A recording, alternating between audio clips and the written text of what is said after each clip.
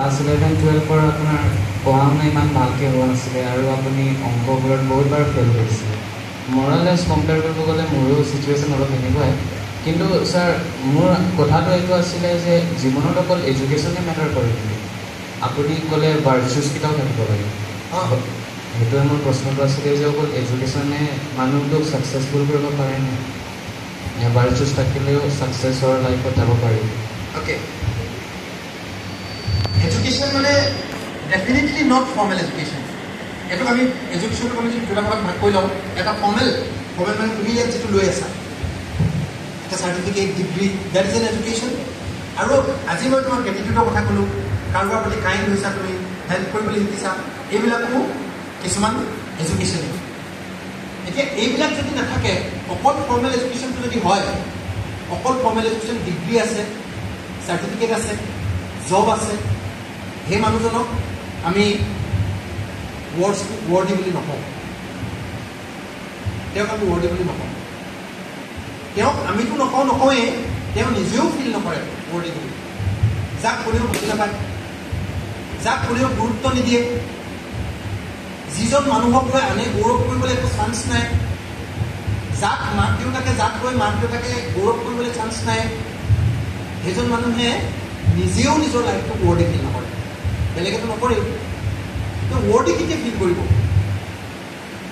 যেতিয়া তেওঁৰ এই বাকীখিনি কথা থাকিব, তেওঁৰ যেতিয়া লাইফটো নিজতকৈ ডাঙৰ হ'ব, তেওঁৰ লাইফটো বেলেগৰ লগতো যেতিয়া জড়িত হৈ থাকিব, বেলেগ মানুহৰ কাৰণেও কাম কৰিব, পৃথিৱীখনৰ কাৰণেও কাম কৰিব, ফিউচাৰ জেনেৰেশ্যনৰ কাৰণে কাম কৰিব, মানুহজন যেতিয়া কাইণ্ড হ'ব, কম্পেশ্যনেট হ'ব, লাভিং হ'ব, তেতিয়া বাকী গোটেই পৃথিৱীৰ মানুহে তেওঁক ৱৰ্ডি বুলি ভাবিব।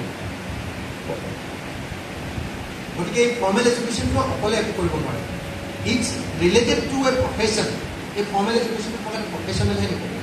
কিন্তু তেনেকুৱা প্ৰফেশ্যনো, তুমি যেনিবা ইঞ্জিনিয়াৰে হ'লা, তেনেকুৱা বহুত লাখ লাখ কোটি কোটি ইঞ্জিনিয়াৰ আছে, আমি তেওঁক নুপুচোঁ, আমি গুৰুত্বই নিদিওঁ। পাইছে কথা? তুমি দুইটা বস্তু চাব লাগিব। ডেফিনেটলি যদি তুমি জব কৰিব লাগে, কেৰিয়াৰ লাগে, তেতিয়া এই এডুকেশ্যনটো দৰকাৰ আছে। কিন্তু আচল ভেলু লাইফৰ ৱৰ্ডটো কিন্তু দিছ চাইডটো হেৰি হৈছে। ঠিক আছে, থেংক ইউ। নমস্কাৰ ছাৰ, আই এম আস্থা চুতীয়া ইন ক্লাছ 12। ছাৰ, আপুনি দেখিছে এতিয়া যিহেতু আমি ক্লাছ 12ৰ ষ্টুডেণ্ট, আমাৰ তাত বহুত প্ৰেছাৰ হৈছে। মানে এতিয়া ক্লাছ 12ৰ ফাইনেল দিম আমি। এতিয়া মানে কি হৈছে, মানে আমাৰ মানে বহুত কম্পিটিশ্যন যুগ ন। এতিয়া আমাক বহুত কম্পেয়াৰ কৰে, মানে ফ্ৰেণ্ডছৰ লগত হওক বা আমাৰ চিনিয়ৰ্ছৰ লগতে হওক, মানে ইমান ভাল ৰিজাল্ট কৰিছে, মানে তুমিও কৰিব লাগিব। যিহেতু মানে আমাৰ মানে এতিয়া এইটো মানে কথাতে মানে আমাৰ মানে বহুত মানে জেলেচি ফিল হয় আৰু মানে নাৰ্ভাছনেছ এটা আহি যায়, যিহেতু আমাৰ কনফিডেঞ্চটো বহুত ল' হৈ যায়। মানে ছাৰ, সেইটোৱে আপুনি মানে কিবা মানে গাইড কৰিব পাৰিব নেকি? তো ডাঙৰবিলাকে এনেকুৱা কম্পেৰিজনৰ কাৰণে আই ফিল চৰি, মই নিজে ডাঙৰ হৈ দুখী অনুভৱ কৰোঁ। ঠিক আছে, তো কথাটো হ'ল, তুমি নিজে এটা কথা আজিৰ পৰা বুজি পোৱা, সেইটো হৈছে যে লাইফত এচিভমেণ্টটো, ছাকচেছটো সঁচা হৈছে ছাকচেছটো। জব কথা কোৱা নাই, জবৰ কথা কোৱা নাই। ছাকচেছটো, এচিভমেণ্টটো ডাজ নট ডিপেণ্ড আপন স্ক'ৰ্ছ মাথা। ইণ্টেলিজেঞ্চৰ ওপৰত, স্ক'ৰৰ ওপৰত ডিপেণ্ড নকৰে। এইটো যিমান যিকোনো সত্য কথা। কিহৰ ওপৰত ডিপেণ্ড কৰিব? কিহৰ ওপৰত ডিপেণ্ড কৰিব? Your work ethics. তুমি সৰু কাম এটাৰ পৰাই বহুত উন্নতি কৰিব পাৰা, বহুত বেলেগ বেলেগলৈ যাব পাৰা। ইট ডিপেণ্ডছ আপন ইয়'ৰ ৱৰ্ক এথিক্স। তুমি কাম এটা কেনেকৈ কৰা, তুমি শিকাও হয়নে নহয়, তুমি শিকিবলৈ ইচ্ছা কৰা নে নকৰা, তুমি কিহত বিলিভ কৰা, মাথাছে মতলব নাই। তুমি চব লাইফৰ পৃথিৱীৰ ছাকচেছফুল মানুহৰ যদি তুমি উদাহৰণ দিব লাগে, চব ছাকচেছফুল মানুহ, তুমি এটা বিৰাট ইণ্টাৰেষ্টিং কেৰেক্টাৰিষ্টিক্স দেখিবা। সঁচা হৈছে ছাকচেছফুলবিলাক কৈছোঁ দেই, মই এচিভাৰবিলাক কৈছোঁ। মই জব পোৱা, জবকে যদি আমি এচিভমেণ্ট বুলি ধৰি লওঁ তেতিয়া বেলেগ কথা, কিন্তু মই এচিভাৰৰ কথা কৈছোঁ, ছাকচেছফুল মানুহৰ কথা কৈছোঁ। তেওঁলোকৰ ইণ্টেলিজেঞ্চ নাছিলে মাষ্টৰ মতে, তেওঁলোকৰ স্মাৰ্টনেছ নাছিলে মাষ্টৰ মতে, তেওঁলোক হাই স্ক'ৰাৰ নহয়। বেছিবিলাক ছাকচেছফুল মানুহ মিডিঅ'কৰ, কিন্তু তেওঁলোকৰ বেলেগ কিছুমান বেলেগ কিছুমান প্ৰপাৰ্টি আছে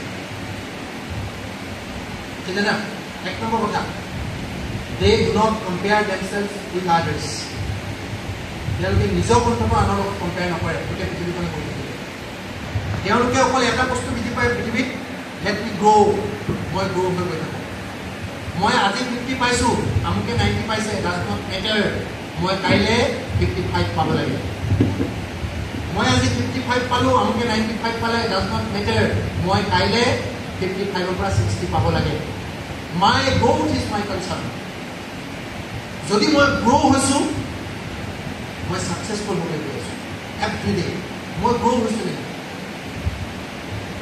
হৈছোঁ নে that mindset of self growth নিজৰ গ্ৰ'থটোৰ মাইণ্ডছেট ময়ো আজি প্ৰত্যেক দিনাই মই যদি মোক সোধা যে মই কি কথা ভাবিছোঁ মই প্ৰত্যেক দিনাই এটা কথা ভাবোঁ লেট মি গ্ৰ' মোৰ লগৰ কোন মানুহে কি কৰি আছে does not matter because everyone is different প্ৰত্যেকে বেলেগ বেলেগ ইণ্ডিভিজুৱেল চ' মই মোক লৈ কনচাৰ্ণ মই গ্ৰ' হৈছোঁ নে নাই যদি মই গ্ৰ' হৈছোঁ তুমি যদি এদিনতকৈ সিদিন গ্ৰ' হৈ গৈ আছা তুমি কিবা এটা কৰিব পাৰিবা মিৰেকল কৰিব পাৰিবা আৰু বিলিভ কৰা সেই গ্ৰ'থটোৰ ওপৰত চেল্ফ গ্ৰ'থটোৰ ওপৰত বিলিভ কৰা আৰু গ্ৰ'থৰ কাৰণে এটাই ৰাস্তা আছে journey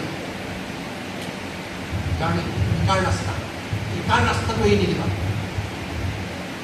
you may be late তুমি বেলেগতকৈ তোমাৰ যিজন ষ্টেণ্ড কৰিছিলে তাতকৈ তুমি 2 বছৰ লেট হ'ব পাৰা late starting does not matter failure late ষ্টাৰ্টিংটো ফেইলুৱাৰ বুলি নকয় বুজিছা যি আজি নম্বৰ পোৱা নাই তাৰ দুদিন লেট হ'ব তো লেটটো চবৰে নিজা টাইম টেবুল থাকে I have my own time table ন মই যেতিয়াকৈ মোৰ কথা ক'লোঁ মই কেতিয়াও পাছেই পোৱা নাছিলোঁ মই হায়াৰ ছেকেণ্ডেৰী ছেকেণ্ড ইয়াৰ পৰাহে মই এডুকেশ্যন ষ্টাৰ্ট কৰিছোঁ মই নতুনকৈ অংক শিকিছোঁ মই higher secondary second year ABCD শিকিছোঁ আকৌ নতুনকৈ গ্ৰামাৰ শিকিছোঁ টেন্স শিকিছোঁ আই have started my education at the age of 18 মই ষ্টাৰ্ট কৰিছোঁ বুজিছা কথাটো